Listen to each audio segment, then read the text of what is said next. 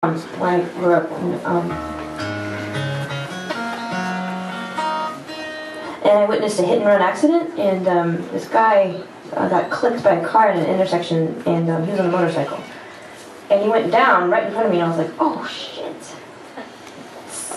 It looked really scary, but he was okay. Like he wasn't knocked out or bleeding terribly. Anyway, so this other guy saw it as well, and some other person chased down the vehicle, which is kind of crazy and awesome, and got the info. And so we decided that we would go to the hospital to see this guy, just because he was like, no, I can't, I don't want to call my family, and I don't want to do, it's okay. And so we went to, it turned out this guy, like this guy that was coined, was like this master manipulator, and he not only managed to get us back into the emergency room where we weren't supposed to be, he managed to get in McDonald's as he was doing it. I was like, this guy's got a story. So it turns out, and I asked him if it was okay if I told everyone this story, and so he said sure. And it turns out he was like one of these classic stories. He was this millionaire, and they had started these businesses, and then gotten into some shady practice and whatnot, and then all of a sudden his business fell apart. This is like 2 years ago. His business fell apart, and his wife left him, and he went to his cocaine dealer and got some crack. And most people, they say when they first smoke crack or do heroin or whatever it is, like drink alcohol, it's like, they go, oh my god, I knew I wanted to feel like this for the rest of my life. And this guy went, I could sell this. So he became a dealer, like a wholesale dealer, like dealing to the dealers.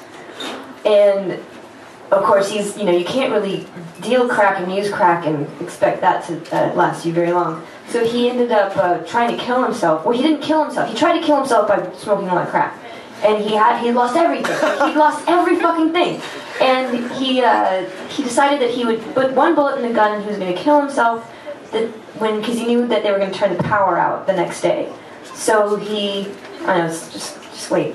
So he was like, okay, I'm going to turn the lights on and I'm going to have this gun and I'm going to be smoking crack, and when the lights turn off, I'm going to kill myself. And that morning, before the lights went off, someone knocked on his door, and he was like, whatever, he was like, I didn't fucking care about anything. And so he had posted bond. He'd like skipped out on his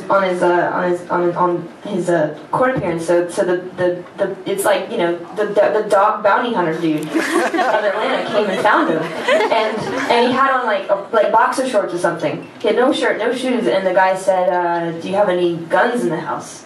And because he was gonna let him go get some clothes, and he was like, yeah, I got a gun now.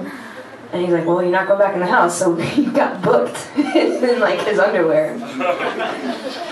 He's a year sober. But he's so right-wing and crazy.